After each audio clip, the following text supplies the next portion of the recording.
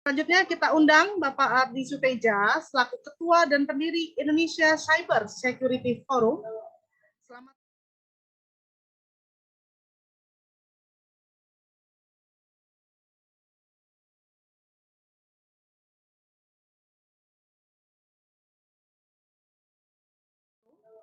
Selamat siang Pak Ardi.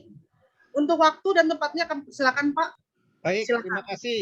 Siang, Bapak-bapak, Ibu-ibu, Pak Domingus, sahabat saya, ya, kolega kerja, teman seperjuangan, Prof. Antana, Prof. Munir, ya, Pak Diki, Pak Yanwar, dan para peserta yang menghadiri acara pada siang ini. Assalamualaikum warahmatullahi wabarakatuh. Salam sejahtera bagi kita semua. Ini luar biasa. Tadi saya sudah melihat, mendengar, ya, semangat Pak Kapus, Pak Domingus menjelaskan bagaimana BSSN sudah berevolusi, ya, dan sudah banyak yang dilakukan, karena saya juga bagian dari sejarah yang membentuk, menginisiasi dibentuknya yang dahulu kita sebut dengan Badan Cyber Nasional yang sekarang menjelma menjadi BSSN. Saya cukup bangga melihat prestasi teman-teman, ya, ini suatu perjuangan yang tiada henti dan kita masih terus berjuang. Makanya nanti saya coba jelaskan di mana yang harus kita lakukan, ya, bagaimana kita bisa berkolaborasi, dan yang paling penting kita juga harus mengenal titik-titik lemah yang sekarang kita hadapi, ya. Ini juga tadi ada disinggung masalah kemandirian, ya, masalah semakin rentan, ya, ancaman yang kita hadapi di Indonesia, dan ini juga tidak bisa kita atasi sendiri tanpa kita melakukan berbagai upaya-upaya kolaborasi dan kerjasama dengan berbagai pihak, ya. Untuk itu izinkan saya share screen dari tempat saya, ya.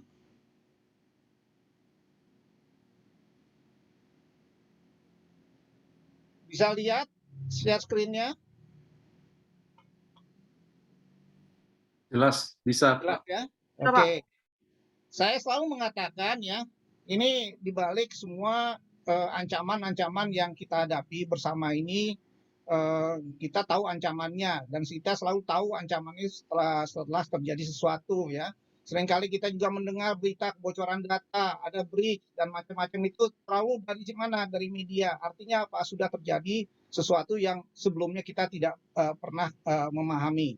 Nah, kalau kita mau bicara dan memahami apa itu keamanan cyber, ya, kita tidak bisa pungkiri bahwa kita harus juga melihat keamanan cyber ini dari sudut pandang yang lebih tinggi, atau yang kita sebut sebagai yang kita sebut dengan helicopter view, ya, helicopter view. Namun kenapa harus kita lihat dari helicopter view? Agar kita bisa melihat semuanya dengan jelas, terang benderang, ya, sebetulnya apa yang kita hadapi, dampaknya, ya, arahnya kemana, dan apa yang harus kita lakukan, ya. Dan di samping itu juga, di samping melihat dari helicopter view, kita juga harus mengenal, mempelajari yang namanya faktor sejarah, ya. Dunia digital itu adalah suatu dunia yang sebetulnya baru buat kita semua, ya. Walaupun kita tahun 76 itu sudah meluncurkan satelit, ya, satelit kita pertama, satelit Palapa generasi pertama ke orbit. Namun sayangnya milestone peluncuran satelit itu tidak ditindaklanjuti dengan kita membangun kemampuan kita di bidang digital. Padahal negara kita, Indonesia ini adalah negara ketiga di dunia yang mengoperasikan satelit komersial setelah Amerika dan Kanada, ya, tahun 76. Sehingga kita perlu mengenal kembali, mempelajari sejarah agar kita bisa melihat dari sudut pandang yang lebih tinggi, ya. Di samping itu juga kita di samping mempelajari sejarah, kita juga harus melihat fakta, ya, fakta, banyak sekali fakta-fakta, riset. Bicara cyber kita juga harus memahami namanya riset, ya, data-data, ya. Kita itu penting sekali untuk kita bisa melakukan analisa, ya. Kalau kita tidak memahami ini, kita hanya mengambil kesimpulan sebagian yang tentunya tidak bisa mendapatkan satu akurasi.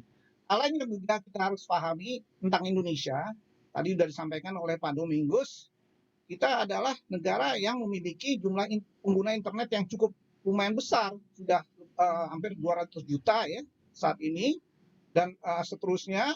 Bahkan juga tingkat ancaman ataupun serangan-serangan semakin hari semakin meningkat, ya. Tadi sudah disebutkan ada sekian ratus juta serangan yang termonitor di BSSN.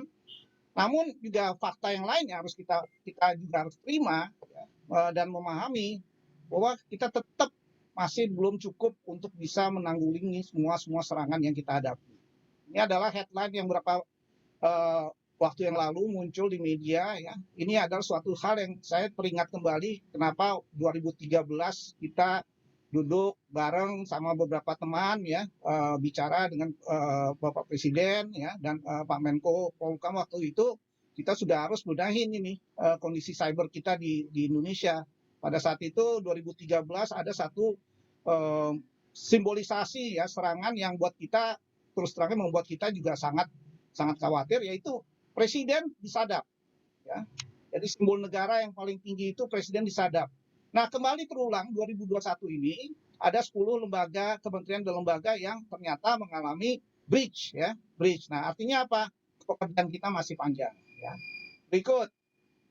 Ini juga ada artikel kebetulan yang dikutip adalah salah satu wakil saya di ICSF ya, itu juga menyampaikan bahwa ancaman cyber bukan hanya di pemerintah ya, tapi di swasta dan bidang-bidang lain semakin hari semakin meningkat ya, dan intensitasnya juga semakin tinggi, ragam bentuknya juga sudah beragam bentuk yang bahkan belum mampu kita identifikasi, dan kita pun juga tidak imun dari bentuk-bentuk serangan cyber yang dikenal di berbagai negara ya.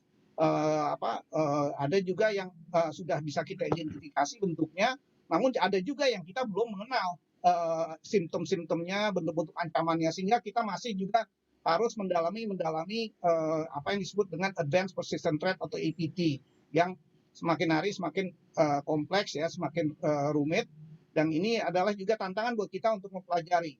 Hal lain juga yang paling penting juga bukan hanya saja di pemerintah, tapi dunia usaha juga harus paham dampak daripada serangan cyber ya, data breach itu juga menjadikan ancaman ini bisa berdampak secara ekonomi ya. Dan angka-angkanya semakin hari semakin meningkat ya, bukan hal yang ringan. Kita tidak pernah menyadari bahwa dampak dari serangan cyber itu bisa berimplikasi pada kerugian ekonomi. Inilah beberapa kutipan-kutipan yang saya ambil dari beberapa negara ya. Hal lain juga kembali lagi secara global, ini baru-baru ini sudah ada riset yang mengatakan bahwa IoT juga ternyata rentan ya. Itu rentan sekali, teknologi emerging technologies ini juga semakin rentan. Bahkan Facebook juga mengalami sekali lagi kebocoran data, LinkedIn dan sebagainya. Kenapa kita harus juga melihat ini sebagai suatu hal yang penting? Karena yang namanya masalah ancaman cyber, kebocoran data ya, atau peretasan itu tidak akan berhenti. Karena intensitas semakin hari semakin meningkat, bentuk-bentuknya juga semakin kompleks. Ini yang harus kita sadari ya, tidak ada suatu solusi atau magic remedies untuk kita bisa menghilangkan yang namanya ancaman cyber secara total dari bumi ini. Nah, coba saya ingin ajak bapak-bapak, ibu-ibu untuk melihat kembali sejenak ke sejarah ya, bagaimana ceritanya kok kita tiba-tiba masuk ke masalah keamanan cyber. Ini adalah milestone-nya ya, ketika kita baru mengenal intensitas namanya masalah cyber itu ya, pas sebetulnya pada saat Bapak Presiden pada saat itu mengalami masalah di mana handphone beliau dan istrinya dan beberapa anggota kabinet itu mengalami penyadapan ya, itu 2013 ya. Dan 2013 itu kita memulai beberapa diskusi, inisiasi ya. Akhirnya kita membentuk DES di Kementerian Politik, Hukum dan Keamanan Polhukam yang disebut dengan namanya DES Cyber dikenal. Nah, baru 2017 upaya kami bersama ini ya. Ini jadi upaya bersama bukan hanya 1-2 orang, tapi ini adalah multi stakeholder inisiatif ya, yang menghasilkan suatu badan yang namanya sekarang BSSN. Nah, itu dituangkan dalam Perpres nomor 53 tahun 2017 yang sudah diperbarui ya. Jadi ini sejarahnya. Nah, tadi juga ada disinggung Pak Domingus mengatakan ini kita harus menjadikan masalah ancaman cyber ini concern bersama. Kenapa? Karena yang namanya ancaman cyber itu sudah bisa berdampak kepada sektor-sektor lainnya ya, sudah mengancam ya. Artinya kalau sudah mengancam dan mengancam hajat hidup orang banyak, itu sudah menjadi suatu ancaman terhadap keamanan nasional. Ya, ini satu definisi yang saya ambil dari Undang-Undang Patriot di Amerika. Ya, ini juga sangat bagus kalau kita dalami. Nah, masalahnya yang jadi pertanyaan, apakah kita semua memiliki keberpihakan atau perhatian besar terhadap masalah-masalah yang sekarang kita bahas, ya. Hal lain juga yang harus kita pahami, tidak ada yang namanya teknologi yang tidak memiliki kerentanan. Ya. Ini sudah banyak kejadian-kejadian, bahkan di Amerika sendiri juga hampir setiap hari itu ada yang namanya peretasan, ya, data breach, dan mereka juga sekarang sudah mengalami suatu situasi di mana mereka kebingungan, ya, bagaimana mengatasi intensitas yang semakin tinggi dengan ancaman-ancaman cyber. Ya. Terus berikut, kira-kira apa yang akan menjadi ancaman keamanan cyber dari mana saja harus kita lihat, ya. Ini juga ada beberapa, ya, dari luar negeri, ya, dari dalam negeri, bahkan juga tadi ada kelompok-kelompok organized crime, ya, kejahatan terorganisir yang sudah mulai memasuki. Jadi tidak melulu yang namanya ancaman cyber itu berasal dari suatu negara, ya, atau state actor, tapi juga ada kelompok-kelompok yang memang memiliki kelompok-kelompok kriminal yang memiliki niat untuk memperkaya diri dengan menggunakan kelemahan-kelemahan yang ada di dunia cyber. Nah, ini adalah beberapa yang harus kita waspadai ke depan, ya. Dan berikutnya, untuk bisa kita mengatakan diri kita siap untuk menerapkan keamanan cyber di masing-masing lembaga kita juga harus memiliki 6 tahap. Nah, ini kita nggak tahu apakah kita sudah siap membangun kemampuan kita di bidang keamanan cyber, karena 6 tahap ini penting untuk kita bisa melangkah untuk langkah berikutnya, ya. Ada kesiapan organisasi, pemahaman tentang situasi, ya, dunia seperti apa, cyber seperti apa, ancaman seperti apa, ya. Terus kemampuan kita sudah memiliki kemampuan untuk bisa mengatasi bukan hanya mitigasi, tapi bagaimana kita mencegah. Nah, ini juga harus kita lihat ke dalam, punya nggak kita kesiapan kemampuan di situ. Kemampuan deteksi kita pun juga harus kita lihat, ya, dan seterusnya. Nah, di dalam membangun kemampuan ini, ya, 6 kemampuan ini, kita juga menghadapi 5 tantangan utama. Ya. Yang pertama jelas itu yang namanya kesiapan SDM kita gimana, ya. Kita sudah melihat belum peta internal kita bahwa kita memiliki nggak kapasitas sumber daya manusia yang mencukupi, bukan hanya mencukupi, tapi dari segi proficiency-nya atau kemampuannya ada nggak, gitu, ya. Nah, ini juga hal lain juga menjadi tantangan karena banyaknya sekali expertise, ya, keahlian yang sekarang masuk ikut menangani keamanan cyber. Akhirnya muncul berbagai pendekatan yang beragam, tidak uniform approach, ya, sehingga belum tentu apa yang kita hadapi itu bisa tuntas, ya. Hal lain juga ada juga konsep-konsep baru yang belum tentu proven. Ini juga mulai muncul banyak masalah akuntabilitas, ya. Nah, ini yang terakhir juga penting, ya. Tantangan di kita kalau mau bicara aman, ya, harus ada investasi, ya. Tidak ada namanya keamanan yang gratis, nggak ada freelance, semua itu harus kita upayakan ada dananya. Dan contoh yang paling kecil di tingkat kita di rumah, di RT RW kita juga ada iuran keamanan, ya. Tidak ada, kembali lagi tidak ada yang gratis. Hal lain yang juga akan menjadi hambatan ketika kita membangun kemampuan cyber kita, ya, kemampuan pertahanan cyber kita adalah hambatan di bidang budaya. Nah, kita terus terang aja kita belum memiliki yang disebut dengan budaya digital.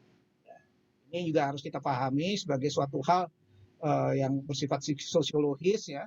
Kita tidak pernah membangun ini, ya, dan ini bisa kita buktikan secara kasat mata, ya. Kita tidak punya kemampuan antisipatif, kita terlalu reaktif, ya. Ada berita kita reaktif, tapi kita tidak membangun kemampuan antisipatif, ya. Terus juga kita budaya keamanan kita secara luas kita masih tidak paham. Kita punya budaya di kita ini tekan tombol, baru mikir resikonya kemudian, ya. Dan bahkan ini juga yang kami rasakan di lapangan juga kolaborasi kita sangat lemah, ya, sangat lemah, masih ego sektoral kita masih tinggi. Makanya ini penting sekali, tadi sudah digarisbawahi oleh Pak Domingos, kita perlu sekali membangun kolaborasi di antara kita, ya, industri, pemerintah, ya, BSSN, semua yang terkait, bagaimana kita meningkatkan kemampuan kita bersama. Karena namanya cyber, itu adalah suatu ancaman yang tidak bisa kita tanggulangi hanya secara individu atau satu lembaga. Ini adalah suatu ancaman yang harus ditanggulangi secara kolaboratif dan bersama ya. Terus juga masalah saling hormat ya, ini juga berimbas pada etika. Ini seringkali kita hadapi banyak orang sekarang ini kita sebut pakar ya, pakar tapi kita nggak pernah mengecek mereka ini siapa ya, track recordnya ya. Nah ini kadang-kadang berimbas pada mereka yang benar-benar punya keahlian ya. Orang-orang yang paham ini sekarang lebih baik mendiam ya, tidak mau bersuara ya, karena mereka melihat situasi.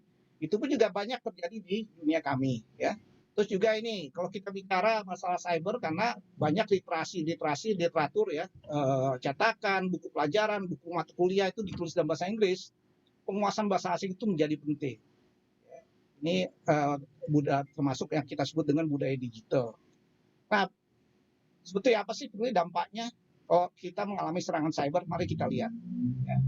Ada 4 ya dampak yang terjadi dari serangan cyber. Pertama adalah jelas kerusakan fisik ya. Kerusakan fisik itu pasti ada, cuman tidak kasat mata. Kedua juga adanya timbul trauma psikologis ya. Sekarang juga karena maraknya pemberitaan terkait dengan kebocoran data, masyarakat juga menjadi paranoid ya.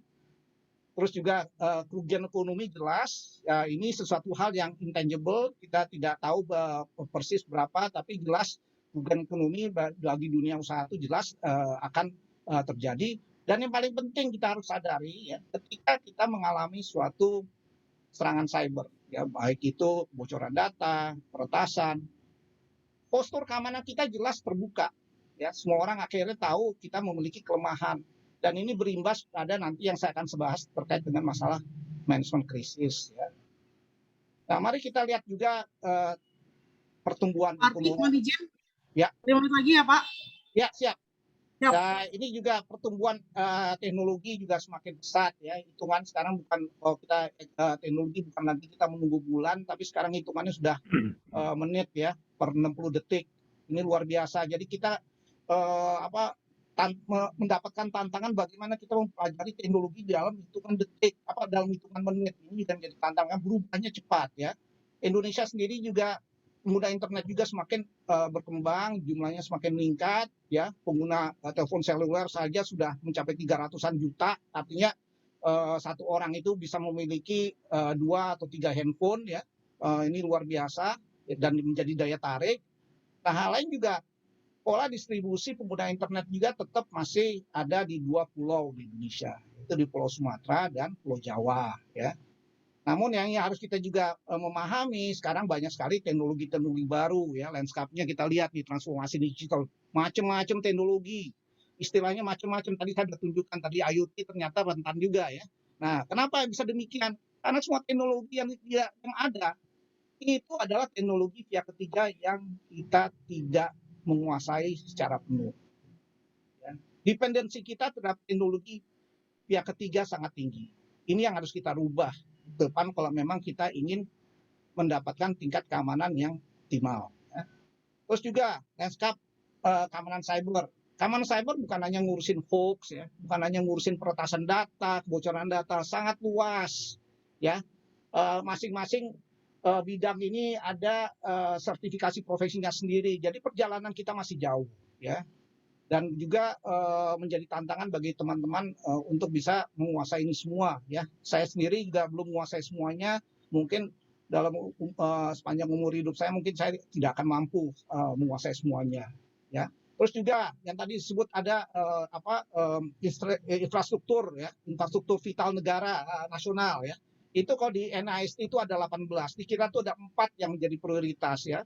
FSI, Financial Service Industry, kesehatan, pendidikan dan utilitas ya, itu menjadi peran karena satu sama lain saling bergantung ya. Satu ada masalah, yang lain akan berdampak. Tadi juga sudah digarisbawahi oleh Pak Domingus ya dampaknya. Nah, bentuk-bentuk ancamannya juga tadi Pak Domingus sudah kupas. Tapi kalau mau lebih dalam lagi waktunya nggak cukup ya, mungkin di lain waktu. Terus juga saya harus sampaikan yang namanya alur serangan cyber itu tidak pernah terjadi seketika. Itu serangan cyber itu dilakukan secara bertahap dan berjenjang, ya. Kita tahunya ketika masuk media padahal serangan itu sudah terjadi jauh hari sebelumnya, bahkan mungkin juga 18 bulan atau setahun atau 6 bulan sebelumnya. Kita tidak pernah akan tahu kalau kita tidak melakukan audit ya. Terus juga skenario serangan cyber macam-macam. Ini juga saya rasa ini bukan konsumsi kita sebagai orang awam ya, tapi ini adalah gambaran bagaimana serangan cyber itu terjadi ya, dan seterusnya ya. Terus tadi juga sudah disampaikan pelaku-pelakunya siapa saja, beragam. Nah, kalau di kami ya di swasta yang paling kita takuti ada yang terakhir, insider ya. Insider ini penting karena orang dalam ini sangat signifikan di berbagai kejadian yang sudah terjadi ya. Nah, yang ini juga masukin tahap terakhir ya di bahasa kita, ini kita nggak sadar ya. Kita dulu punya kebiasaan adanya transformasi digital ini, kehidupan kita berubah. Kita nggak sadar ya. Ini bisa menjadi kelemahan dari diri kita. Makanya saya sampaikan yang namanya ancaman cyber itu titik lemahnya tuh ada pada faktor manusia. Yang ini juga menjadi satu tantangan ya. Banyak sekali faktor-faktornya, dan saya ingin juga garis bawahi bahwa memilih profesiensi itu bukan menjadi ukuran. Ya. Kalau kami di dalam menyeleksi tenaga-tenaga ahli ya bidang cyber, pengalaman saya hanya melihat ini hanya sebagian dari persyaratan, tapi yang paling penting adalah karakter. Ya, bisa dipercaya atau tidak. Ya, ini juga menjadi tantangan. Dan hal lain tantangan lain yang kita juga harus pahami, tadi saya sudah sebutkan ya, ini adalah kemampuan kita melihat dari helikopter masalah cyber itu. Luas sekali ya, tidak sempit ya. Terus tantangan ketiga, nah ini yang menjadi pokok bahasan Prof. Abu sama Prof. Supancana dan teman-teman, ini tantangan nih karena kita belum punya undang-undangnya. Nah, bagaimana menyiasatinya ya, bagaimana best practices-nya ya. Terus juga tantangan yang keempat, ini manajemen krisis itu bukan hanya operasional, tapi bagaimana kesiapan masing-masing lembaga ya, kementerian, lembaga, dunia usaha menghadapi. Kita siap nggak? Kita punya panduan nggak? Pernah kita lakukan exercise nggak? Kayak kalau di gedung-gedung ada pelatihan kebakaran, ada kan? Nah, kita pernah nggak? Udah ada panduan, lantas kita implementasikan nggak dalam pelatihan-pelatihan? Nah, itu hanya sebagian ya. Terus juga masalah literasi digital kita ngerti nggak? Masalah literasi digital kita ya. Kecepatan ya. Ini juga penting penguasaan literasi digital ya, mengenai ekosistemnya ya, situational awareness-nya. Kalau kita nggak ngerti ya kita nggak ngerti. Ini menjadi suatu tantangan buat kita untuk mendalami. Nah, pertanyaan saya sesuai dengan judul, siap nggak kita menghadapi tantangan-tantangan ini? Ini beberapa kutipan yang saya ambil dari kesaksian beberapa pejabat NSA dan penasihat presiden ya di Amerika Serikat, di Senat ya, di Kongres, yang mengatakan Amerika tidak siap. Nah, sebagai penutup dan referensi yang saya ingin share ya, mungkin bapak-bapak, ibu-ibu berkenan kalau ada waktu silakan membaca buku-buku ini. Ini buku-buku yang sangat menarik dan untuk worthwhile ya, untuk kita koleksi ya sebagai bahan bacaan untuk menatap masa depan yang kita bilang beyond digital ya. Kalau kita tidak mau tahu, kita mau memahami namanya digital, kita bacalah buku-buku ini. Nah, sebagai penutup, kembali lagi saya mengulangi himbauan Pak Domingus tadi ya, masalah cyber ini bukan hanya tanggung jawab pemerintah, bukan hanya tanggung jawab BSSN, bukan tanggung jawab perorangan ya, bukan tanggung jawab lembaga, tapi ini ada tanggung jawab kita semua.